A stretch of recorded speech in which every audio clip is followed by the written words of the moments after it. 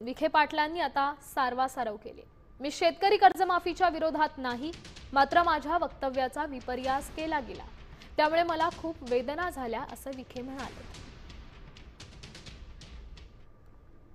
उद्या आता सोसायटी ग्रामपंचायतीच्या निवडणुका येणार आहेत आणि त्या निवडणुकीनिमित्त तुम्ही परत कर्ज काढणार, निवडणूक लढवणार आणि पुन्हा कर्ज थकलं की पुन्हा कर्जमाफीची मागणी करणार। कारण कर्ज काढून निवडणूक लढवणे काही उत्पादक स्वरूपाचं काम नाही आहे, हा खरं त्याचा मतीचा अर्थ होता।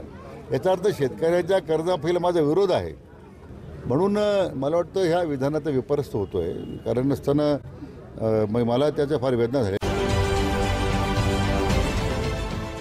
देश विदेशातील प्रत्येक घडामोडींचे लाईव्ह अपडेट मिळवण्यासाठी आता साम टीव्हीच्या सर्व सोशल मीडिया प्लॅटफॉर्मला लाईक, फॉलो आणि सबस्क्राइब करा। तसंच सर्व नोटिफिकेशनसाठी बेल आयकॉन प्रेस करायला विसरू नका।